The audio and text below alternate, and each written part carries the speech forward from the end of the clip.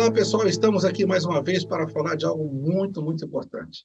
É um assunto recorrente em toda a sociedade, está na mídia, está dentro das famílias, é a questão da dependência química. Olha, quantos jovens, quantas pessoas, até pais de famílias, infelizmente até crianças, estão sendo assediadas pelos vícios, principalmente de drogas, das vários tipos de drogas. Eu gostaria de apresentar a vocês o pastor João Batista Beraldo. Ele, o coordenador e responsável pela comunidade terapêutica Nova Aliança, o CERNA, lá em Rolim de Moura, Rondônia. E ele já chegou por aqui. Pastor João Batista, muito bem-vindo. Amém. Obrigado, pastor. Paz do Senhor. Eu sou o pastor João Batista, né? Sou fundador e coordenador da comunidade terapêutica Nova Aliança. Sou pastor da Igreja Evangélica Avivamento Bíblico de Rolim de Moura, Rondônia. Sou psicólogo, especialista em terapia cognitivo-comportamental e atuo na área de dependência química aqui no nosso estado, Rondônia. Pastor, eu trabalho com dependência química há 23 anos, né? Eu sou um ex-dependente químico, se existe ex, né? Na palavra de Deus diz que não tem ex, tem nova criatura. Mas a gente também não pode fugir das leis do nosso país, que diz que um dependente químico, ele é dependente químico por toda a vida, né? Mesmo em sobriedade, mas ele é um dependente químico em recuperação. Eu, particularmente, falando por mim, eu não me sinto um dependente químico mais em recuperação, porque eu acredito na palavra de Deus, eu acredito que Deus liberta o homem e pega um homem velho, barbado, e faz dele uma nova criatura. Então é assim que eu me sinto, né? Eu não carrego esse fardo de um dependente químico. A minha vida, desde a infância, foi uma vida bem difícil, em questão de família. Aos 16 anos, eu comecei a conhecer o álcool, o cigarro, e aí eu fui para as drogas e acabei ficando 16 anos no vício, na dependência química. Cocaína injetável, crack, merla, maconha, todos os tipos de drogas praticamente eu já usei, né? A ponto de morar na rua 6 anos comendo em tambor de lixo. Perdi família, mas era uma pessoa de muita fé, né? Eu andava pelas ruas, às vezes eu ia pedir um prato de comida, as pessoas me tocavam dos restaurantes. E eu dizia para eles, vocês estão me tocando hoje, mas observem bem o que Deus vai fazer na minha vida, né? E realmente um dia aconteceu um encontro com Deus, um momento mais difícil da minha vida, e eu fui tocado por Deus, pelo Espírito de Deus, e a partir daquele momento eu descobri que eu não era mais a mesma pessoa. Devido já ter passado por vários centros de recuperação, naquela época era muito difícil, há 25 anos atrás. Então, o instrumento terapêutico das comunidades terapêuticas era trabalho, religião e disciplina. Era um quartel militar. Aí você pega uma pessoa em situação de rua, altamente dependente químico, e leva para uma comunidade, só trabalho nele, Bíblia dia e noite, oração dia e noite, e disciplina, é muito baixa aí a adesão ao tratamento. E eu fui aprendendo com isso, e um dia Deus me despertou nesse último centro de recuperação que eu passei. Eu tive um encontro maravilhoso com Deus, assim, Deus falando no meu coração que tinha um projeto para minha vida, e foi dando o nome da comunidade, foi dando tudo, e eu, recebendo a mensagem, até que um dia ele falou, você está pronto, pode ir, e vai para Rolim de Moura, onde estamos até hoje. Aqui eu conheci minha esposa, aqui eu construí família, aqui eu consegui ajudar os meus familiares que há mais de 16 anos eu não via. Então, assim, Deus reescreveu a minha história, e aqui estamos há 20 anos em Rolim de Moura, né, com a comunidade terapêutica, é uma entidade reconhecida no Brasil, né? Já tive com o ministro Osmar Terra, a ministra Damares, hoje nós temos convênio com o governo federal, né? Eu tenho uma equipe multidisciplinar fantástica, né? A gente investe neles para estudarem, para adquirir conhecimento dentro da área deles, né? Que se torna aí conhecedores fantásticos, porque eles tiveram a vivência na dependência química, estudaram, têm o conhecimento científico e têm o conhecimento na prática, né? Eles têm a prática aqui na comunidade terapêutica. E, para o senhor ter uma ideia, a gente recebe gente de São Paulo, Rio de Janeiro, Bahia, nós recebemos, agora mesmo, o pastor Onésimo ali de Presidente Prudente está mandando um acolhido para nós, né? E nós nos tornamos referência na região norte em relação no tratamento à dependência química. Muito bom, parabéns. Eu já estive aí alguns anos atrás, foi maravilhoso, né? Assim, a gente poder conhecer de perto a estrutura. Eu vou até mostrar algumas fotos aqui durante essa conversa, aqueles que estão acompanhando, né? E vão conhecer o trabalho maravilhoso que vocês fizeram, estrutural, muito acolhedor. Realmente vocês vão ver que é muito caprichoso, muito zelo da parte de vocês aí. Também a questão que você diz, uma referência como instituição, como programa, como atendimento. Pastor João, então, algumas questões que vêm assim à nossa mente, assim, para perguntar para você e para você esclarecer para todos nós. Quando você fala em droga, a palavra droga já tem sido meio pejorativo, né? Isso aqui é uma droga, não é assim? Quer dizer, não presta, né? Aquilo ali é uma droga. Então, eu sei que é uma expressão pejorativa, mas por que será que os jovens, a maioria das pessoas que caem nas drogas, a maioria já sabe que droga é ruim, não é verdade? Ou muitos vão enganados e depois que descobrem que não é bom, ou por alguma razão, alguma atração, que acontece que tanta gente vai para esse caminho tão ruim, na maioria dos casos até sem volta. Por que será que é uma atração tão grande? Então, pastor, um primeiro tópico aí seria a falta de informação para os jovens. Né? A prevenção feita até agora, ela foi um tiro no pé. Porque qual o argumento que se tem para falar sobre as drogas? Que as drogas é ruim, não é? A droga geralmente é pejorativo e é algo ruim. E não é, a droga é boa.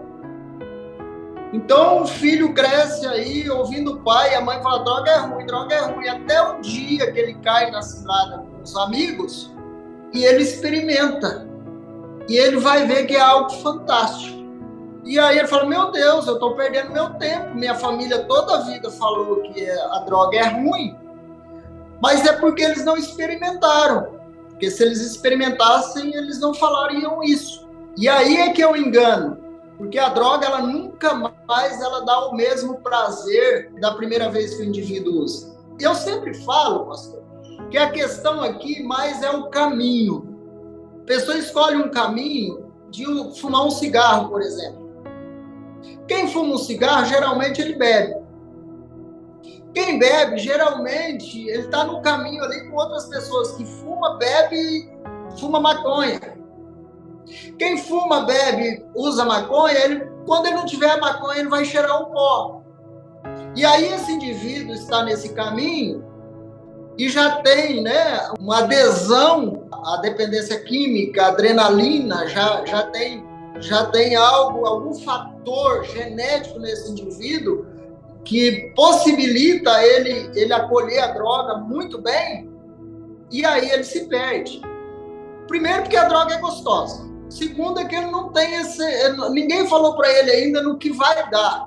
Né? Alguém chegar e falar, olha, a droga é boa, é uma ilusão também, é só na sua cabeça, você vai gostar, porque mexe com todo o sistema nervoso, a forma de você ver a vida, de perceber a vida, de ouvir, de falar, de caminhar, de se expressar, né? O tímido, nossa, vira um comentarista, né, de primeira.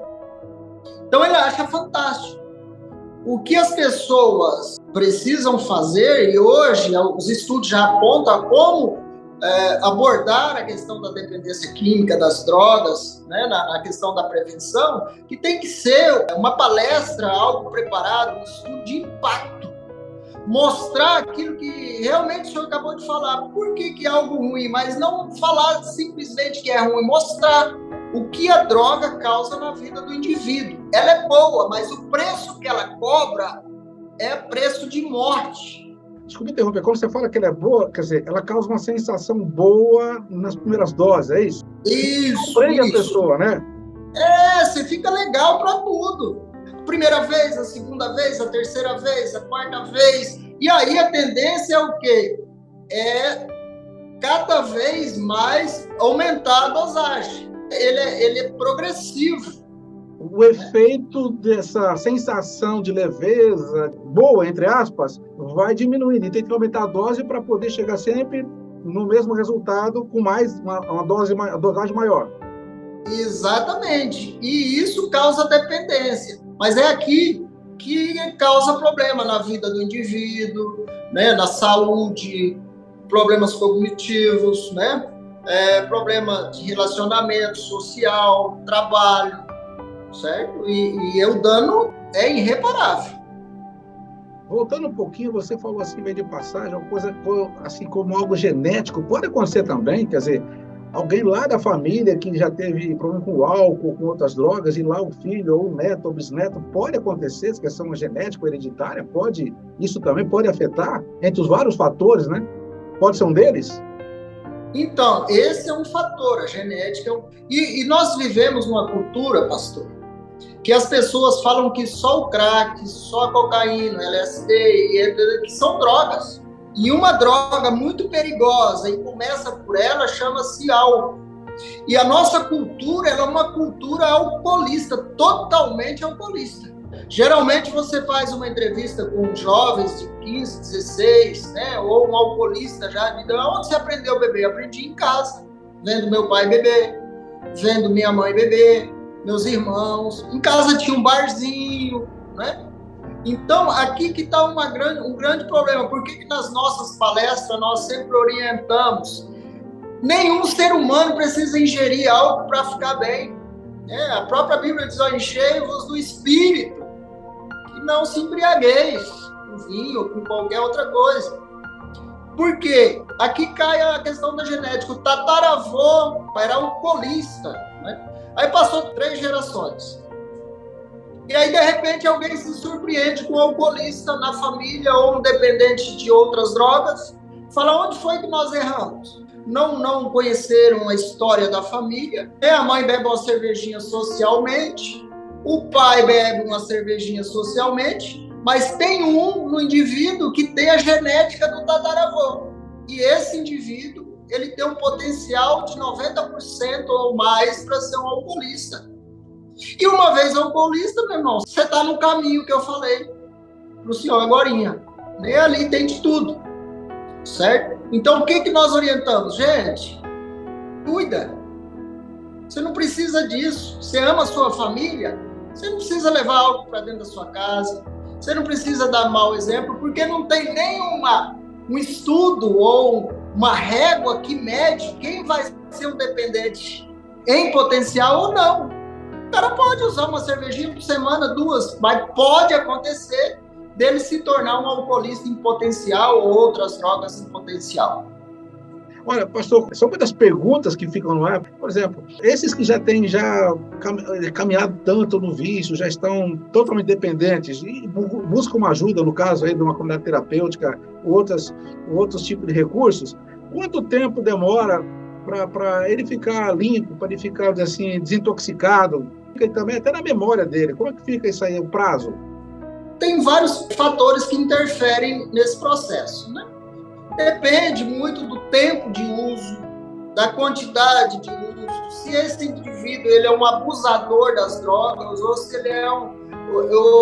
ele é um dependente químico em potencial, né? Então tem categorias de dependentes, de usuários. Nem toda pessoa precisa de ir para uma comunidade terapêutica. O primeiro passo é procurar um CAPS da cidade desse indivíduo, um psiquiatra, um psicólogo, e tentar, né, fazer o tratamento via CAPS, via processo terapêutico, psicológico, né?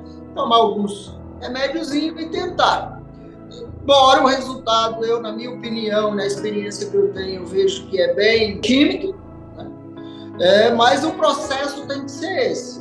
Quando o indivíduo não dá conta, né, que o dependente químico, ele não é aquele que ele usa esporadicamente, recreativo, né? O pai vê um filho fumando maconha e já quer internar ele. Não é assim que funciona, né? pode até estragar o processo na vida desse indivíduo de recuperação.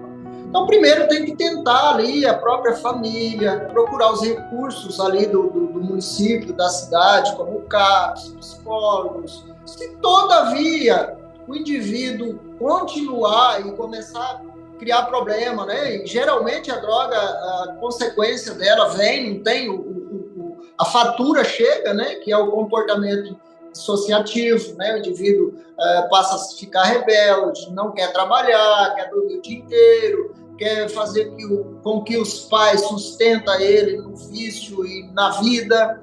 E nessa percepção, a família tem que chamar ele para uma reunião.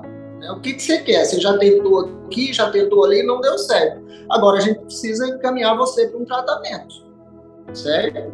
E aí esse indivíduo, então, começa o processo terapêutico. Não é um processo fácil. Não é. Justamente porque a droga, ela é uma droga que causa dependência incríveis. O indivíduo passa a ter necessidade de fazer o uso constantemente. E aí tem todo um processo. E esse indivíduo vai ter que arregaçar a manga e encarar esse processo como um homem de cabeça erguida, mas é muito doloroso. Né? E aí tem um outro fator. Dependendo do tempo, segundo alguns estudos, tem casos que demora até 6 a 7 anos no organismo, a droga. Não são todas as drogas, né? Nós estamos falando aí do LSD, o crack, né? E aí o camarada precisa manter firme. Um pouquinho mais caminhando aqui, você experimentou muitas drogas, você conhece pessoas que têm experimentado drogas muito diferentes, inclusive algumas não são muito populares, mas são, como você disse, tem drogas muito fortes hoje. Fala mais um pouquinho só do crack, que parece que é bem popular e tem arrasado a moçada aí, os jovens somente, enfim, tem sido uma pandemia, vamos dizer assim, terrível. Por que ele é tão nocivo? E por que ele já pensou assim como um zumbi, a pessoa fica tão estranha, tão alienada de tudo? Por que o crack é assim? É justamente porque é o crack, né? Por que a palavra crack? Ele vai para a corrente sanguínea assim, muito rápido, quase mais rápido que a droga injetável. E quando o indivíduo dá aquela fumada no cachimbo ou na lata, ou seja, qualquer outro instrumento de utilização da droga, ela dá um estralo na cabeça assim de um rápido. E o indivíduo se transforma. E ali ele começa a fantasiar um monte de coisa, né? Uns na pornografia, na masturbação, outros, né? E geralmente gira em torno de alguma aptidão, né? Animalesca, às vezes, até que a pessoa tem, né? Adrenalina, roubo, enfim. Essa é uma das experiências. O indivíduo, às vezes, ele não consegue ter noção de realidade. Você está entendendo? O mundo dele passa a ser essa fantasia. Ele está voando, e ali a mente trabalha, a mente engana, ilude, enfim, vira uma bola de neve. E ela é um barato pesado. Né? E aí isso agrada os indivíduos. Então, olha, jovens, adolescentes, fujam do crack. Não fujam de tudo, mas o crack é um laço assim, terrível, né? Porque você diz isso, né? O nome crack já quer dizer, né? Uma coisa instantânea, né? Ele é um cheque em branco que a pessoa dá, ou uma procuração em branco. Eu vou te usar, você faz comigo o que você quiser. Dessa forma, mais ou menos. O cara vende a mãe, vende o pai, perde tudo. O coração endurece, vira um coração de pedra, a pessoa não tem mais sentimento, não tem mais nada. Ele vive, o mundo dele vive em função do crack, né? da dependência. Bom, isso é terrível. Falar um pouquinho sobre também essa questão, as drogas quase todas são alucinógenas, né? Alucinações, sensações estranhas, até alucinações mesmo. Você como pastor, né? Eu sei que talvez um médico, um psiquiatra vai falar mais sobre alucinações como algo, pode ser da mente, né? Aquelas viagens da imaginação. Mas será que também, em alguns casos, não abre a visão espiritual, a visão aberta para o reino espiritual, para ver realmente coisas no reino do espírito, porque aí já é um mundo que nós conhecemos, né, o reino espiritual, pela Bíblia, né? Então, você como pastor, como que você diz, quanto às alucinações, quanto às visões, quanto às, enfim, esses efeitos de visão, que nós chamamos, às vezes, de visão aberta para o reino espiritual, é isso mesmo? as drogas alucinógenas, né? Então, as drogas sintéticas hoje, o próprio crack, né? Inclusive chás, né? Que dá alucinação. As pessoas tomam né? Tem o chá do Santo Daime, né? São chás alucinógenos. As pessoas começam a entrar no mundo espiritual e entra, né? Tem alguns estudos que apontam que abre uma janela na mente do indivíduo onde ele alcança o mundo espiritual, só que não é o mundo de Deus, sabe? Ele alcança esse segundo céu aí, onde está as potestades e tal, e ouvem voz e falam com os espíritos, isso é real. Eu já vi coisas assim que não dá nem para falar, porque às vezes as pessoas não acreditam. Mas é uma realidade, e isso surta as pessoas. Por que muitas vezes as pessoas colocam um saco nas costas, elas não usam mais droga, não bebem mais, mas também não vale, não serve mais para nada, a não ser que haja uma intervenção divina. Se ele passa na beira do asfalto, aí o cara tá com uma barba desse tamanho, um saco nas costas, pronto, você tá aí, não sei. Você precisa de quê? De nada. Ali o espírito imundo já tomou conta, por conta dessa brecha na mente, né?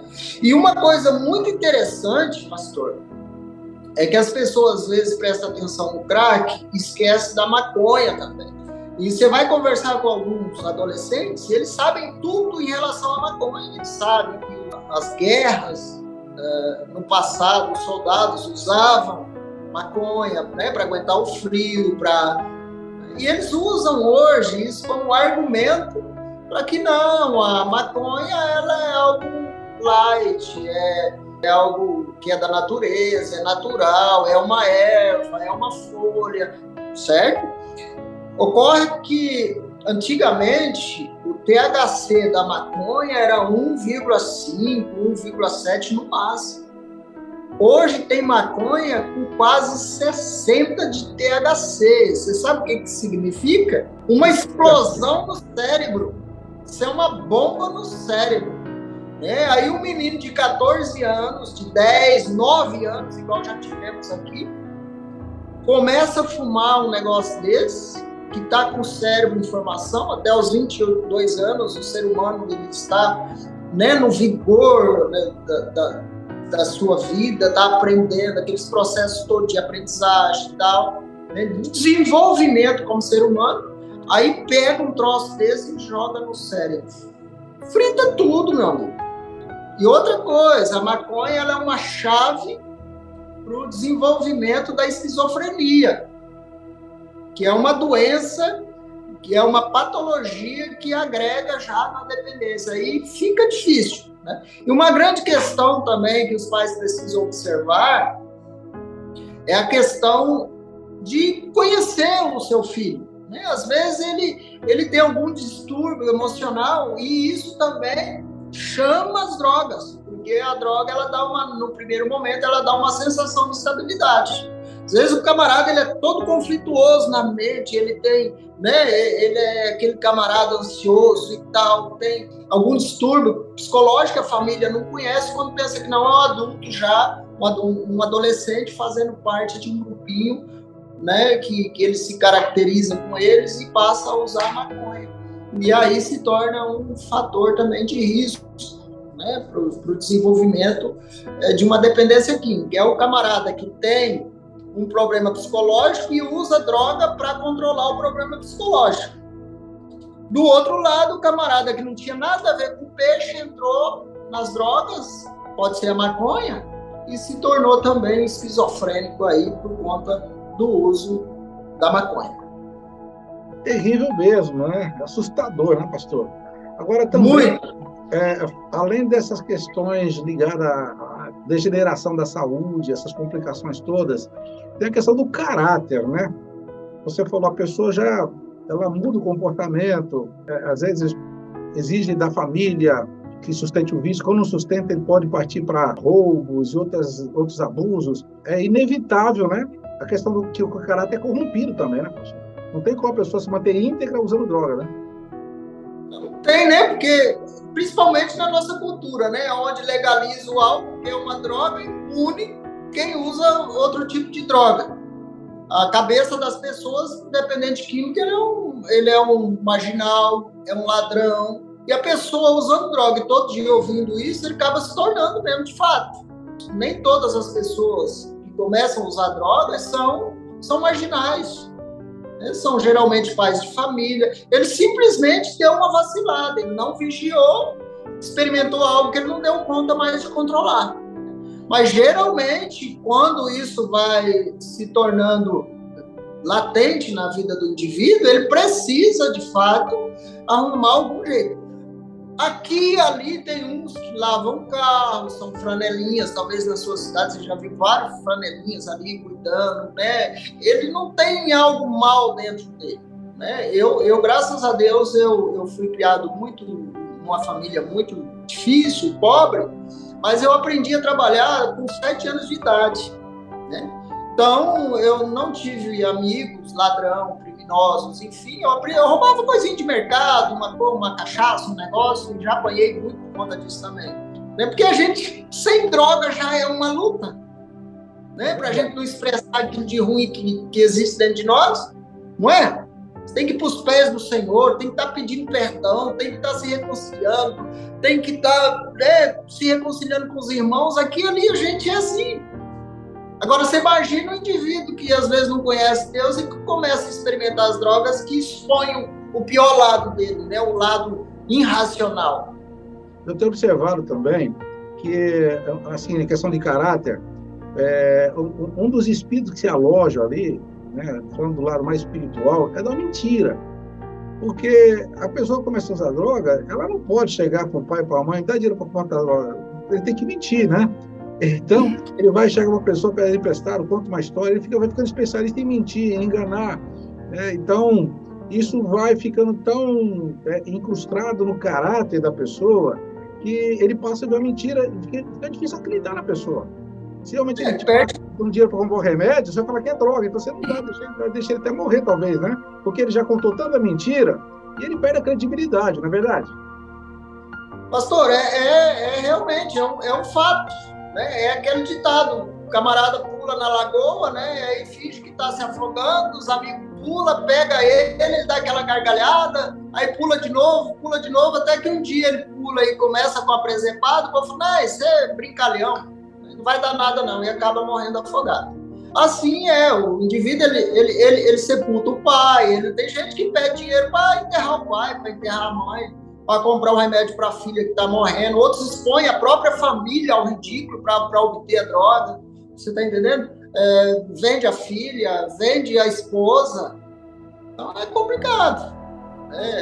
Não, além do espírito de mentira, na manipulação, ele não se sente responsável por nada a não ser manter o seu próprio vício. Isso é terrível mesmo, né? E, no caso, afeta a família, né? Então, nesse caso da família, os efeitos colaterais são gravíssimos. Algumas famílias colocam para fora, expulsam, outros ficam tentando controlar e não conseguem. Você aconselha para as famílias, quando tem um caso, nesses casos que tem um dependente, né? Ali um filho, um parente, até um esposo, uma esposa pode acontecer também, como é que faz? É complicado, né? Porque nem um pai, nem um filho vai se tornar um dependente químico. Porque na cabeça do pai se torna um inútil, né? Na cabeça da mãe se torna um inútil, um camarada cheio de vida, cheio de vigor, poderia estar construindo, fazendo acontecer, e o camarada chega às 2 horas da manhã em casa, dorme até às 5, é um inútil. Só sabe o que é um dependente químico quem tem um em casa, ou quem já passou pelo processo de dependência química. É bem cruel, pastor. Nós trabalhamos aqui quebrando paradigmas. Eu mandei umas fotos para o senhor aí daquilo que nós fazemos aqui, com aquilo que eles sabem fazer. A gente investe, acredita, ama, e eles produzem muito bem. Eles sabem fazer as coisas, são trabalhadores. O problema é a dependência química. Aí o pai e a mãe olham para um indivíduo desse, cheio de potencial, e vê ele na desgraça que a droga o tornou. Como é que fica a cabeça do pai? Um irmão, uma irmã? Muitos casais se separam, né? Porque a vida da mãe é em prol daquele filho, né? E a mãe tem essa tendência, se torna codependente. A família vive em torno do indivíduo também. perde trabalho, perde a saúde, perde o sono, perde o contato com os próprios membros, né, os pares de dentro de casa, só em função do indivíduo. Então, o nosso conselho para a família é que é uma experiência do indivíduo. Precisa amar? Precisa. Né? Tem um ditado que diz, meu muro, minhas leis. Porque um dependente leva a família toda, a doença, a morte, a separação, ela destrói a família. Então, se esse indivíduo quer viver a experiência, não quer ajuda, não quer nada, deixa ele viver a experiência dele. Para a família está sendo ruim, mas para ele está sendo bom. Veja bem, eu causo algumas polêmicas nessa situação, mas o que me fez buscar Deus foi a solidão, foi a doença, foi o desprezo, foi a dor, foi a prisão, foi as pancadas. Isso me fez acordar, falei, poxa, eu não nasci para isso, eu não dou conta disso mais. E aí eu busquei a Deus e Deus me socorreu. Deixar o indivíduo viver a experiência dele é a melhor forma que tem dele acordar, sabe? É igual mendigo de rua, né? Sabe por que os mendigos ficam na rua? Porque as pessoas dão de comer para eles, cobrem eles, dão dinheiro para eles manterem o vício. Deixa ele sem comer para ver se ele não se espirra. Tem uma coisa que faz o homem se espirrar, que chama-se a fome. E não é ser um cara ruim, não. O que eu estou desejando para o outro é que ele se levante, que ele corra atrás, ele tem uma história para ser contada, ele tem uma vida para ser vivida, ele tem um Deus para ser amado e que ama ele também, mas não é dessa forma. O ser humano, ele é especial, o ser humano é fantástico. Então, eu não posso apoiar uma atitude dessa. Então, realmente quebrar um paradigma, né? Mas às vezes você está alimentando uma atitude totalmente errada. Por exemplo, um morador de rua. Eu nunca vi um morador de rua morrer de fome. Interessante. Se ele come, que alguém dá de comida. Ou ele acha no lixo, né? Muitas vezes, né? Não podemos chegar aqui dentro e falar, é proibido, né, ajudar essas pessoas. Não é bem assim, mas a gente pensar um pouquinho melhor, essa é a questão que nós estamos tocando aqui. Nem sempre ajudar é dar tudo que a pessoa quer, do jeito que ela quer. Nem sempre a gente ajuda as pessoas dando peixe para ela, né? Mas tem que ensinar a pescar, como diz esse ditado, não é verdade? É porque assim, pastor, eu conheço família que faz um quartinho no fundo de casa, coloca o indivíduo lá e o pai ou a mãe vai nas bocas de fumo buscar a droga para o filho usar. Meu Deus, que vida é essa? Então eles se tornam codependentes, eles dependem daquele indivíduo e eles fazem de tudo para manter ele por perto. E é doença também. Então a família, numa situação dessa, a primeira coisa que precisa fazer é buscar ajuda profissional. Pastor, assim, caminhando um pouquinho mais, vamos falar agora, então, da libertação, né? Então, a mensagem que a gente tem aqui para passar é que Jesus Cristo é o nosso libertador, né? E Ele é a verdade. Quando ele fala aquele texto que é tão conhecido, né, até popularmente, conhecereis a verdade vos libertará. A verdade é uma pessoa. É lógico que a verdade está revelada na Bíblia, no princípio bíblico, mas é Jesus a verdade. Então, quando a pessoa conhece a verdade, mas conhece a verdade de verdade, não apenas intelectualmente ou religiosamente, mas conhece a verdade por revelação, há uma transformação, não é verdade? Né? Eu já vi pessoas chegar com dependências químicas assim, com crises terríveis, e sabem mais a Bíblia que a gente. Ele sabe a Bíblia, ele já esteve ali, precisa de quem passou por causa de recuperação, quem nasceu na igreja, cresceu na igreja. Mas ele não conhece a verdade, ele conhece a Bíblia, mas não conhece a revelação da Bíblia, que é Jesus. Como você pode ajudar, então, nesse caso que você tem lidado tanto com essas situações de pessoas que ficam aí, são libertas, e outras passam por aí, cantam, louvam, oram e não são libertas? Como que é que você entende isso aí? A questão da libertação das drogas, ela depende do indivíduo. E o dependente químico, eu sempre falo que o problema do dependente químico não é nem as drogas. É algo que ele traz dentro de si, que fica tão conflituoso, que a única forma que ele tem de sentir um pouco gente, ou ter um pouquinho de paz, de espírito, é fazendo uso das drogas. É muito sério isso. Eu, por exemplo, fui um caso desse, não que eu sirvo de exemplo para generalizar, mas geralmente é assim. É como o senhor disse, olha, as pessoas leem a Bíblia. Olha, que se você chegar aqui, olha, cuidado com o pastor, se ele não tiver afiadinho mesmo, ele passa perrengue, porque eles perguntam, eles questionam, eles conhecem a Bíblia. Você, por exemplo, chega perto de um ponto de rodoviário onde você vê aqueles camaradas vendendo, você vai lá conversar com eles, levar uma palavra de Jesus, eles usam a palavra de Deus para te rebater. Então você precisa ter preparo e ter conhecimento para convencê-los. E uma outra coisa, pastor, é que as pessoas espiritualizam tudo, joga tudo nas costas de Deus e espera que Deus faça. E só tem um caso na Bíblia que Deus foi até o homem. Jesus foi até o homem. Foi o coxo lá do tanque de Betesda, não é? Toda vez que a água balançava, ele tentava, mas pelo menos ele tinha desejo. Como era muito difícil, que não tinha nem possibilidade, né? Porque tem quanta gente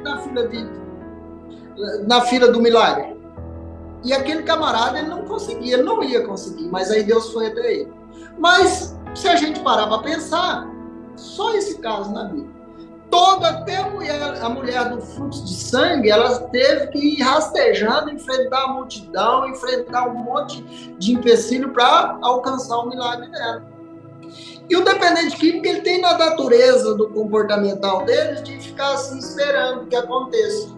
Ele não quer lutar contra a vontade, ele não quer lutar contra o desejo. Porque quando eu me proponho a lutar contra a dependência, né, vejo como uma inimiga, eu penso nela como uma morte, como alguém que me jogou na lama, como alguém que destruiu minha família, está destruindo a minha saúde, meus sonhos, e eu estou lutando contra isso, aí Deus me visita e fortalece a minha fé e faz com que eu caminhe em direção a Jesus.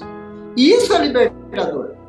Agora, se eu esperar um toque, tem gente que se batiza, não, eu vou batizar porque daí eu não vou ter mais vontade de usar droga. E por um período aí de 4, 5 anos, você vai ter ainda vontade de usar droga. O que você tem que fazer nessa fase, eu como era um dependente compulsivo, eu usava droga de noite. Se o senhor olhar meus braços aqui, ó, olha aí.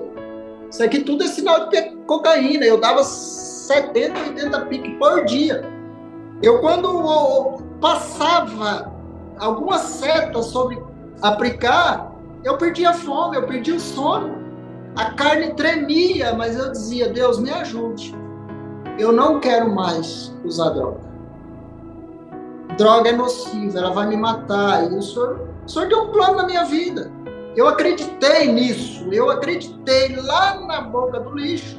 Deus iria me levantar para ser o homem que eu sou hoje. Então isso conta muito. O problema é que as pessoas querem cruzar os braços, ler a Bíblia, mas não colocam em prática, porque a Bíblia ela só tem a liga se eu colocar em prática. Eu posso ler um versículo, o Senhor é o meu pastor e nada me faltará. E eu acreditar nisso. E eu posso também ir para o Salmo 1, porque as pessoas gostam muito do Salmo 23, né? O Senhor é meu pastor e nada me faltará.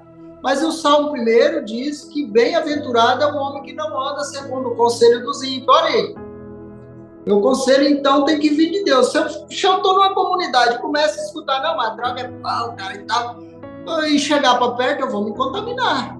A Bíblia diz também para mim não sentar na roda dos escarnecedores, eles vão minar a minha fé, para mim não se deter no caminho dos pecadores, porque aí eu vou caminhar de passos largos juntamente com eles. Não tem como não contaminar. Ou você é água, ou você é óleo.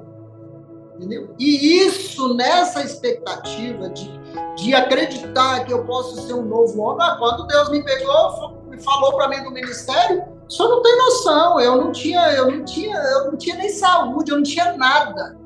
O meu chinelo era amarrado com um canudinho de refrigerante. Deus falou para mim, eu tenho um projeto para sua vida. Eu acreditei. Eu não tinha família, eu não tinha nada, eu não tinha documento, eu não tinha nome, eu não tinha nada. Eu cheguei em Rolim de Moura com R$1,30 no bolso. E olhando para os céus e Deus me guiando e me orientando o que eu deveria fazer. Uma experiência muito forte. E isso muda. Quando você entende que Deus é Deus e que Ele tem um plano, Ele tem um propósito para a sua vida, muda. Mas se ficar esperando Deus descer das nuvens, do céu, para te tocar, ou você vai batizar, não, batizou, não. Tem que fazer a sua parte.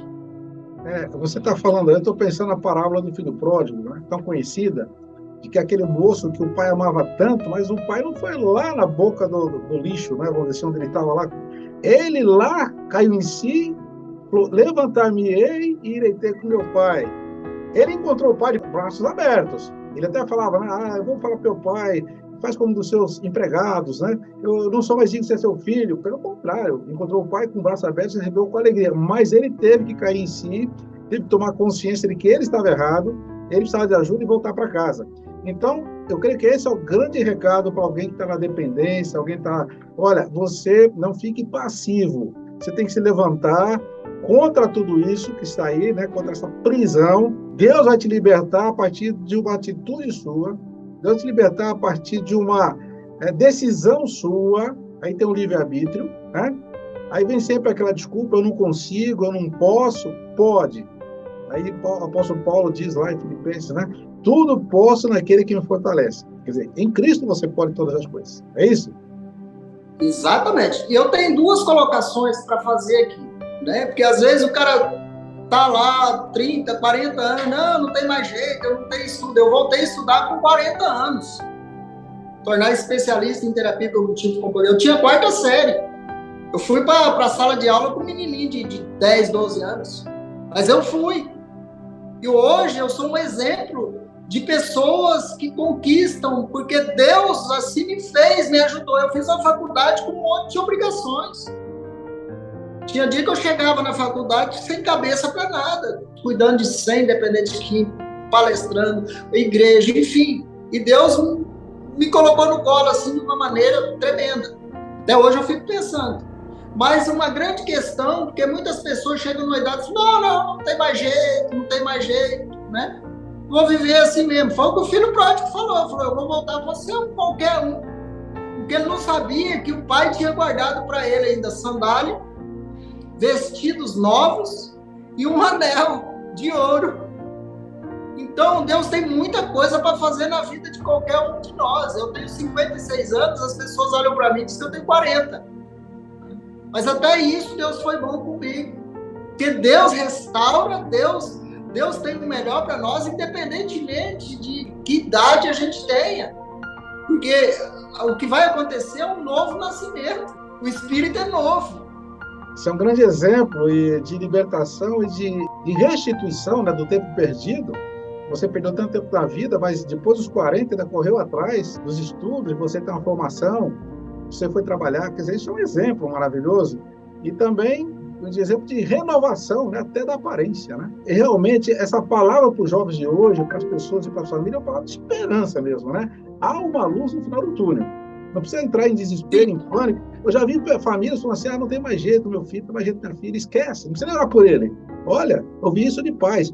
Não ore mais pelo meu filho, não ore mais pela filha, não ore mais, deixa para lá, pastor, ele não quer. Há uma luz no final do túnel, ainda há jeito. Pastor, eu falei de duas coisas que eu iria citar, e uma das coisas é a venda de libertação. Isso não existe. É o filho pródigo saindo de lá onde ele está e vendo. Você acha que o pai do filho pródigo não sabia onde ele estava? Só que o filho teve que se arrepender e voltar. Tem algumas atitudes que nós precisamos tomar para essa libertação acontecer. O que a gente tem visto aí, inclusive em muitas igrejas, um dependente químico crônico, o pastor levar e diz, não, eu vou orar para você aqui, você nunca mais vai querer drogas. Cheira aí, você quer? Não sei se você já viu isso. Sim. Não existe isso, gente. E aí, a mãe coloca a fé e a expectativa no processo desse e ela se frustra. O camarada também se frustra, porque é um processo, são etapas, não é só a dependência química que a gente está trabalhando aqui, é um monte de coisa, inclusive na própria fé do indivíduo, fortalecer todos os dias a fé desse indivíduo. Então não tem aquele negócio pronto assim, não existe isso. Tem alguns casos que até acontece, eu sei que acontece. Mas o que a gente vê aí, não, você tem um problema com vício, vem aqui, a gente vai orar por você, não existe isso. Pastor, toda libertação, ela parte de uma consciência do pecado, da prisão, da escravidão. Aí vem o arrependimento e atitudes. Que atitude você tem que mostra? Porque aí vem a questão do convencimento. Podemos colocar 2 pontos importantes. Quem nos convence do pecado é o Espírito Santo, certo? Agora, nós vamos convencer Deus que estamos arrependidos, porque Ele conhece o coração. Aí você não engana Deus. E receber uma oração porque a mamãe quer, porque está fugindo da polícia, se esconder na casa de recuperação, está fugindo dos traficantes, está devendo lá na boca, então corre para casa porque lá fica escondido, e ele fica lá com cara de arrependido, não está arrependido. Eu creio que esse é o ponto, né? Para a pessoa falar, não aguento mais isso e toma atitude. Até porque, pastor, se você vê na Bíblia, Jesus nunca libertou ninguém por libertar. Sempre que Jesus libertava alguém, ele dizia, vai, a tua fé te salvou. Porque o propósito de Deus não é libertar. Você vai colocar remendo novo em pano velho? A proposta de Deus é salvar o ser humano. A partir do momento que o Espírito Santo convence o homem para a salvação, ele é liberto. Amém. Pastor, então, eu sei que já estamos no final da nossa conversa aqui, está muito interessante, quem sabe já tem continuidade, com outros desdobramentos desse assunto aí. O CERN, então, está em Rolim de Moura, uma cidade de Rondônia. Nós vamos deixar na descrição do vídeo contatos, tá bom? Vou mostrar aqui umas fotos para vocês verem. Tem todo o acesso através das mídias sociais. E eu tenho certeza que se alguém tiver essa oportunidade, nós recomendamos essa comunidade terapêutica que é a referência, é da nossa igreja, avivamento bíblico, e nós conhecemos o resultado também, né? Nós temos uma equipe multidisciplinar que acolhe o indivíduo na sua totalidade. O indivíduo chega aqui, ele tá chocado com a vida, decepcionado com tudo.